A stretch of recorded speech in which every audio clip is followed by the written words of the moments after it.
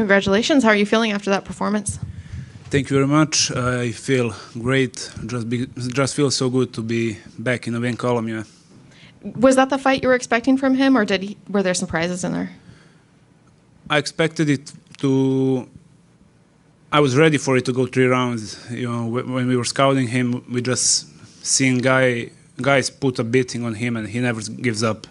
You know, no one managed to break him. You know, so I'm very glad that I've been able to put him out in the first round.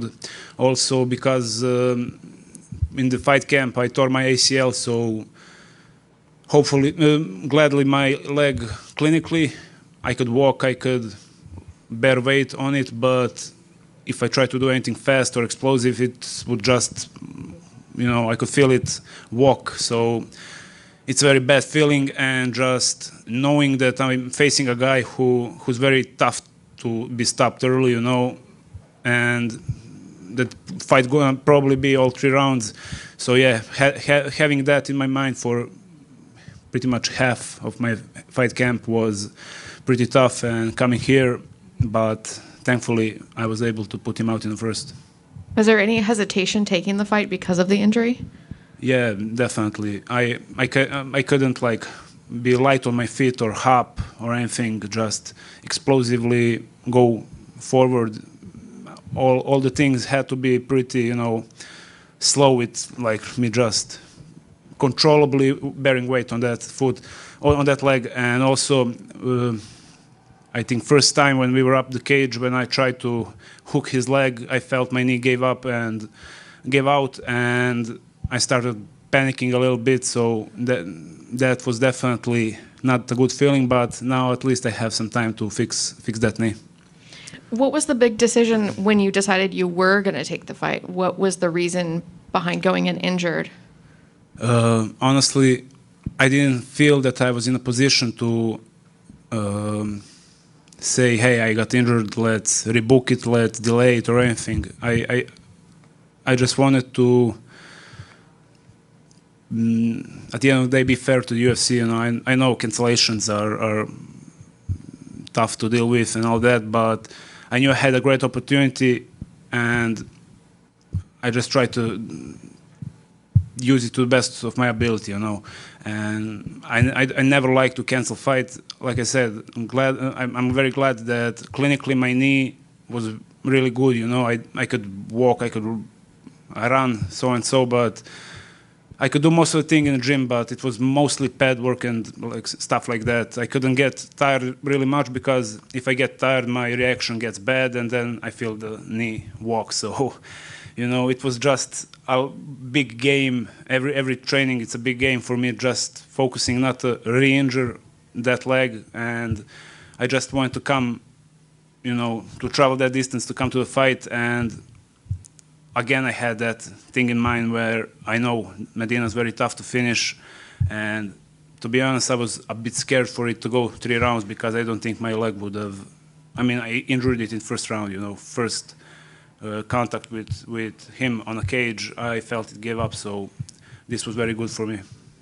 You mentioned that you kind of felt that panic a little bit in the first part of the fight.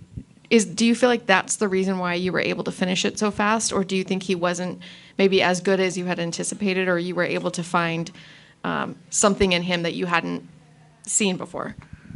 I mean, a lot of this stuff that brought me the victory tonight, you know, just getting him down to the ground, and all the stuff that happened after that.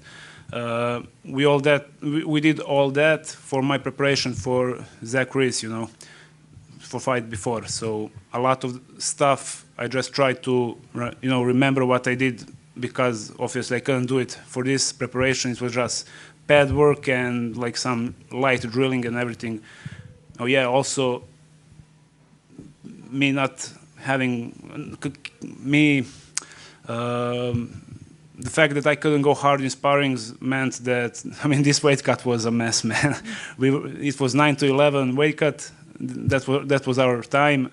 Like 10:30, they bang on my door, like, let's go, man, we need to go. And I was last on a scale, like last minute, and we didn't know how much I'm gonna weight, and it was like 186.2 in my undies, and they like 186. You're good to go, man. It was like such a panic, man.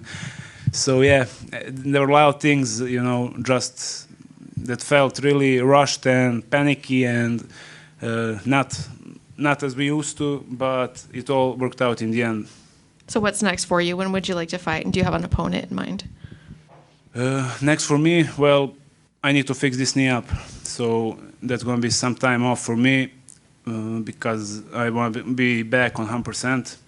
And also, I heard a rumor. I mean, it's not a rumor anymore. It's official, you know, official information. UFC is coming to Serbia sometime next year. So 2026.